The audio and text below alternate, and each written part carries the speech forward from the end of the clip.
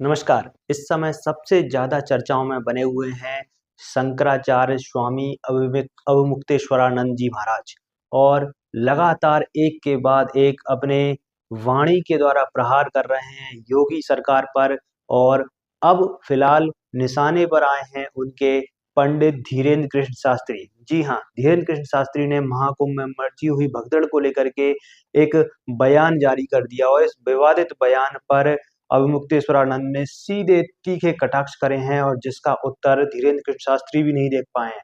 अगर हम आपको शुरुआत से बताते हैं पूरी घटना 29 जनवरी की रात्रि में मौनी अमावस्या से के ठीक एक रात पहले ये घटना होती है कि एक भगदड़ होती है जिसमें कई लोगों के हताहत होने की सूचना आती है और इस सूचना के बाद में पूरे ही कह सकते हैं शोक की लहर सब जगह फैल जाती है। लेकिन धीरेन्द्र कृष्ण शास्त्री की तरफ से एक बयान आता है और वो कहते हैं कि प्रयागराज में जिसकी मृत्यु हुई है उसको तो मोक्ष मिलेगा। ये महाप्रयाग है, मृत्यु सबकी आनी है, एक दिन मरना सबको है, पर कोई गंगा के किनारे मरेगा तो वो मरेगा नहीं, मोक्ष पाएगा।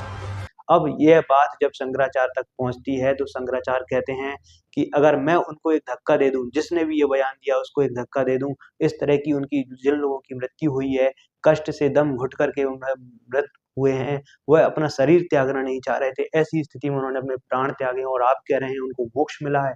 तो कहीं न कहीं ये विवादित बयान पर सीधा प्रहार है और मुक्तेश्वरानंद ने किया और बाकी के संत ऐसे कह रहे हैं उनको मोक्ष की प्राप्ति हो गई, उनकी जिंदगी यहीं तक थी और वैसे भी लोग आते हैं मोक्ष। इन्हीं का मोक्ष करवा दो। अगर वो तैयार हों तो हम अभी अभी धक्का मार करके उनका भी मोक्ष कराने के लिए तैयार हैं।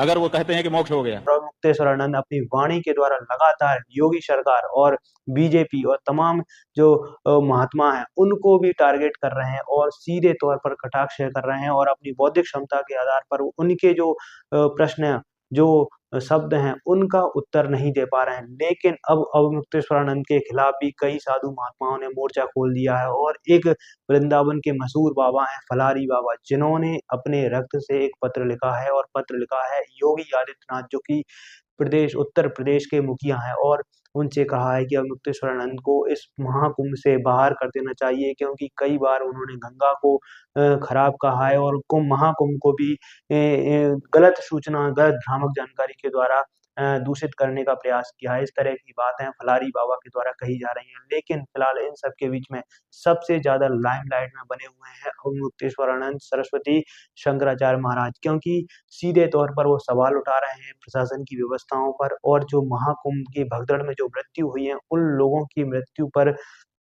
सीधे तौर पर सवाल उठाए हैं उन्होंने प्रशासन पर और भाजपा सरकार पर। फिलहाल आपका इस घटना के बारे में, इस वीडियो के बारे में जो कुछ भी सोचना अपनी राय ज़रूर लिख सकते हैं और बने रहें तब तक हमारे साथ। धन्यवाद।